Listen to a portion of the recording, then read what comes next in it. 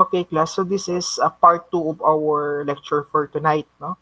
So in this lecture, I expect you to answer these items, no? Itong may table na. Okay? So I expect you to answer this. Okay? Bali yung part 1 natin, okay? Expect you to answer this type of item, no? Yung ganito lang kasimple. Okay? So again, class, please do not rely on Excel. Ha? Please do that manually. Okay? Okay, let's start. Okay. Gamitin ko parang itong data natin to create the frequency, relative, and cumulative tables, no? So this data. Okay. Remember, I gave you two sets of data, no? Yung umabsent yung isang estudyante at yung pangalawa is present yung isang estudyante. Okay, so I will copy this. Okay. Gagawin natin siya sa Word muna. Okay? Word muna tayo, class.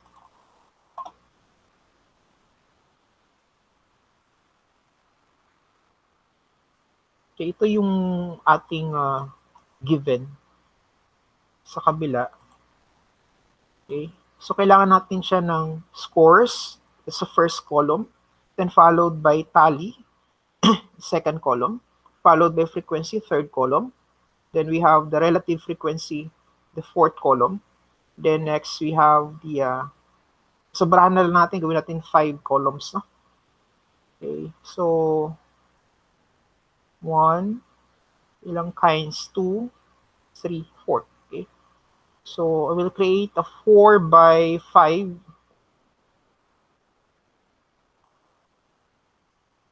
insert table. Okay, 4 by 5 tayo. 4 by 5. Okay. Arrange na lang natin, may ano natin. I-adjust na lang natin mamaya. Okay. Yung first column natin, okay, example allowance, no? Because yun yung ating example. Eh. Okay. For some books, use scores. Okay. Gumagamit ng word of scores. But in our experiment, that's allowances. Eh. Yung first allowance, okay, category is 50. Tama, 50 pesos. And followed by 70 pesos. Then, tapos we have 100 and 120. Okay. I already analyzed that there are 4 kinds of allowances. So, kaya sinabi ko, 4 ano tayo? 4 rows. Okay. Mali pala. Dapat pala is 5 by 5 kasi I need to put the title above, no? 5 by 5. Okay. Insert columns. Yan. Okay, in peso. Okay, allowances in peso. Okay. Pag tally, okay, tally tayo. So, ilang estudyante ang may allowance na 50. Okay, so bilangin natin sa raw data natin. Okay, there are 1, 2, 3, 4. Okay, so there are 4 students. So, tally natin, di ba gumagamit tayo ng sticks, no? 1, 2, 3. Okay. Okay. Now next, ilan yung estudyante na nag-allowance ng 70 pesos? So bilangin natin sa raw data 2. Okay? There are 2 sticks. No? Yan yung ginagawa natin sa pagtali. 100, okay? There are 2 students, so 2 sticks. And we have 120, we have 2. No? 2, okay? Parang kulang ata. Sa 50 natin is, ilan ba? Ay, 4. Tama, 4. Okay, yung frequency, all you need to do is to count the sticks. Okay, first, okay, 50, there are 4. Okay, then 70, 2. Okay, 100 pesos, 2. Then 120, then 2. Okay, next natin na gagawin is the, okay, by the way, okay, ano dapat? Okay, we will add one more column, row, no? Row, insert tayo ng row below, okay, for the total. Okay, total tayo. Okay, remember there are 10 students sa first natin na example. No? Dapat mag-add sa 10. Okay, is it 10? Yes, 4 plus 2 plus 2 plus 2 will give us 10. That is 10 students. The next is the relative frequency. Relative. Okay? Pag sinabi natin relative frequency, okay, F or frequency, no? Ibig sabihin, it's a ratio, okay? Baga, S2 total, ratio na denominator niya, total.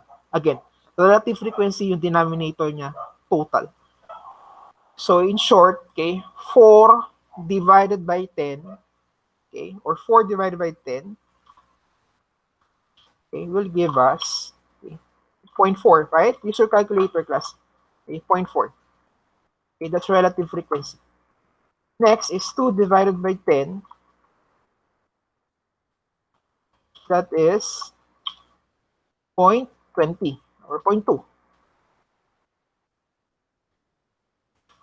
Ano sinabi kanina? Okay, it should be 4 divided by 10. It should 0.4, no? 0.4 or 0.40 or 0.4, no? 2 divided by 10 or 0.2. Okay? The same lang silang tatlo. Okay? 0.2. Then last, 2 divided by 10. Okay, the same pa rin siya. 0.2. Okay. Now, how to check if your relative frequency is correct or not? Okay. If you will add all the quotients, okay, dapat mag-equal siya ng 1.0. Okay. Can we add 0.4 plus 0.2 plus 0.2 plus 0.2? That will give us 1.0, which is correct, no? Relative frequency. So the next is the cumulative frequency. That's the correct spelling plus ng cumulative frequency. Cumulative frequency, okay, all you need to do is to add, no, yung succeeding na frequency. Okay. So in short, meron pa tayong isa pa lang ditong isa pang column. Yan. Okay. For the cumulative relative frequency. The cumulative frequency, dito tayo sa frequency magbase. Okay. Ang first row natin, frequency 4. Okay, there, 4. Okay? Now, accumulation man good siya. No? Sa second row, okay, 4 plus 2 will give us 6. Okay, correct? Now, sa third row, i-accumulate mo lang yung current status niya, which is 2, then previous na frequency. Okay, 2 and 4. Okay, so that will give us 4 plus 2 will give us ilan? 8. Okay, 8. And nasa ka-fourth na row, okay, yung current status niya, which is 2, okay, 2 here, okay, then you add all the previous na frequencies. Okay, so that will give us 10. Actually, okay, to check if your cumulative frequency is correct, yung last niya dapat equal sa total frequency. Okay, now, the cumulative relative frequency, relative, huwag na natin shortcut, okay, yung relative. Ibig sabihin, i-accumulate yung relative frequency. So, dito tayo magbabase. So, current niya, wala pa naman siya previous, so 0.4 siya. Sa second na row, okay, 0.2 yung current niya, previous, i-add natin. Okay? That is why 0.6, no? Tama ba? Current niya is 0.2 plus 0.4, 0.6.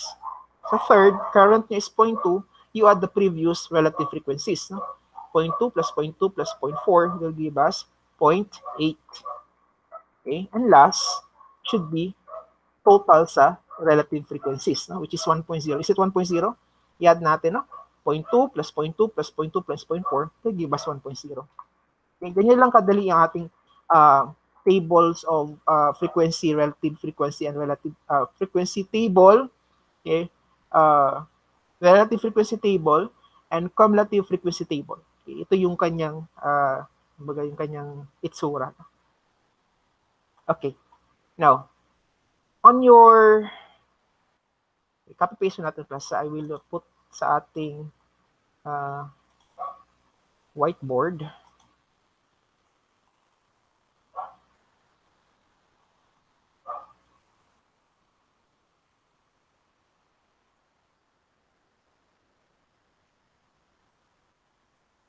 Mali pa yung spelling ng relative natin. Okay, sa whiteboard natin, i-zoom nyo na lang, class. Okay, you can actually zoom this. Okay, relative, mali yung spelling, relative.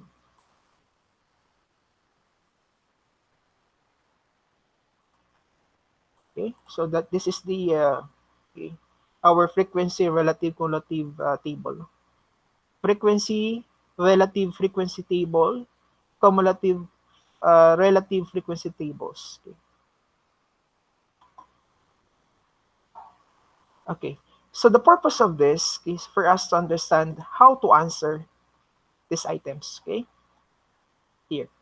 Okay, now here, okay, score then frequency. Dapat maintindihan natin. Okay, dito sa ating sample. Tama ba?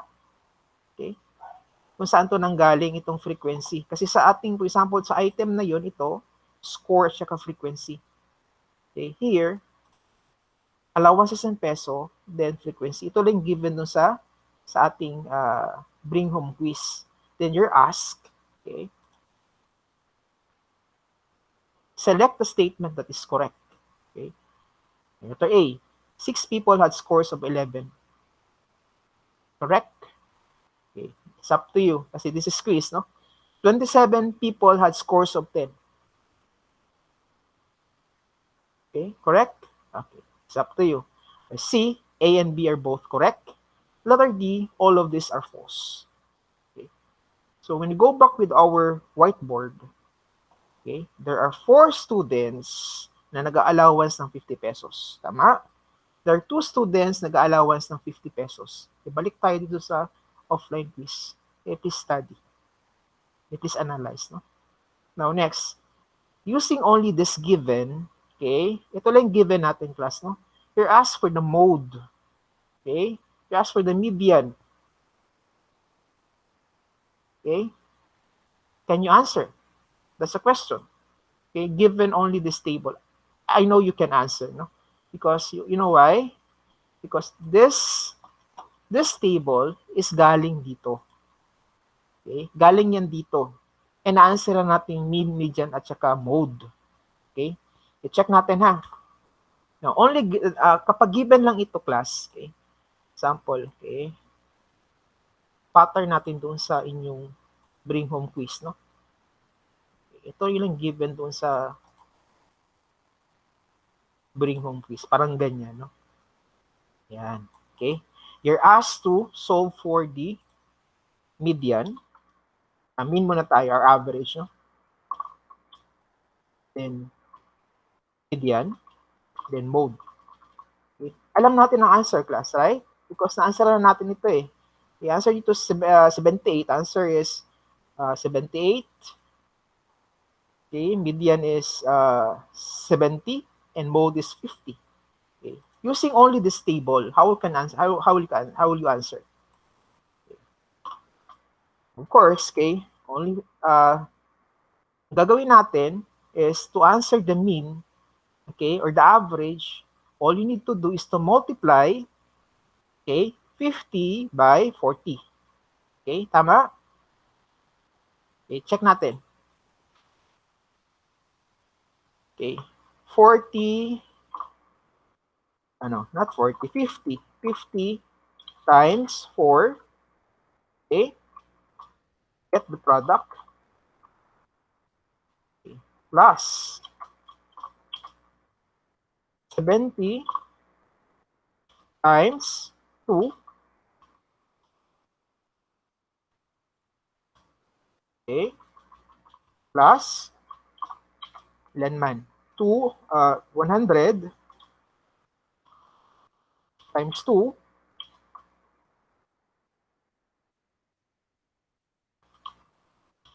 okay, plus 120 times 2. Okay, right? Now, divide pa rin. Walang nagbago sa ating denominator. Okay? Denominator natin, there are 10 students. So, dapat 10 pa rin yan dyan. Okay, 10 students. Alam mo yung ginagawa ng ibang students class, ina-add nila ito, okay, 50 plus 70 plus 100 plus 100 divide by 4. That's not correct. Kumbaga, it's nonsense, no? Bakit mo siya i-add itong apat, then divide by 4? Ang 4 by student, so no, hindi ang 4 hindi student, no? Ito dapat ang gagawin natin. Okay? Again, na-answeran na natin itong answer here is 78. Okay, let us check if this is 78. Can you bring out your calculator, please? Okay, this is 200, right? 200, okay, plus 140 plus 200 plus 240. Okay? You add. Okay, kindly add plus. No? Use your calculator.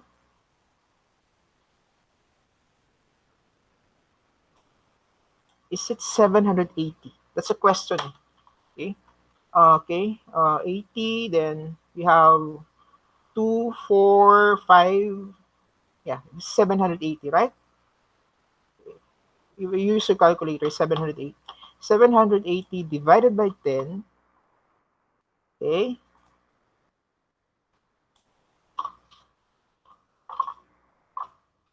will give us 78 pesos. So, balik pa rin tayo dito sa answer. Answeran natin ito using only this table. So, again, please answer. Okay, balik tayo sa offline quiz. The following tables. Okay, yun gagawin natin. Okay. We're not done yet. Okay, balik tayo sa ating whiteboard. Okay, median tayo. How will you get for the median? Okay.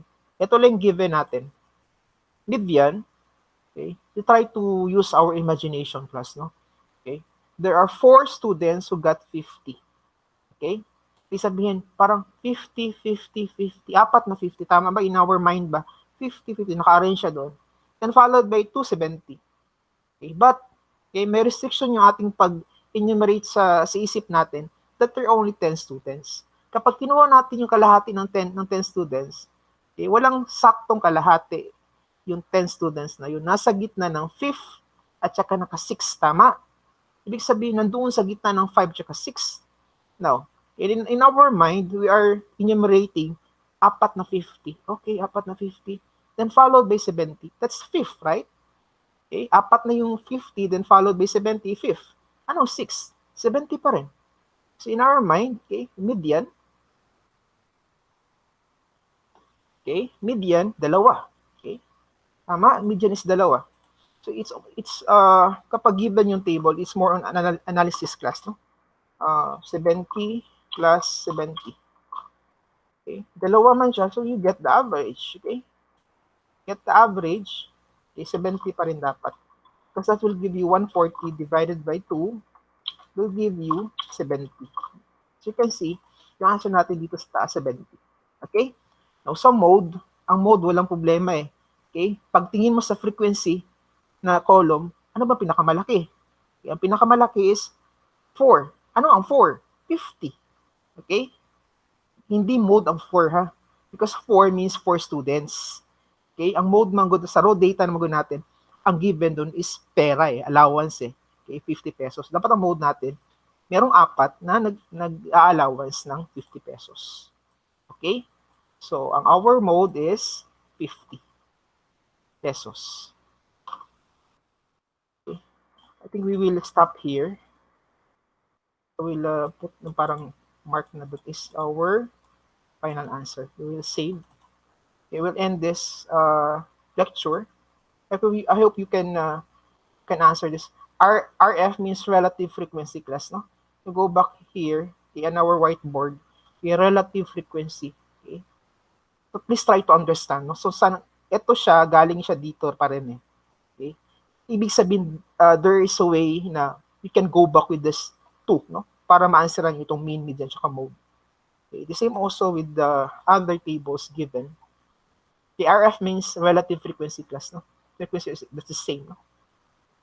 Okay, well, frequency also the same. Okay, yun lang ata. Okay, we can answer the quiz. Okay, so class, so we'll end the lecture. So see you Friday. I hope lahat tayo present sa Friday. Okay.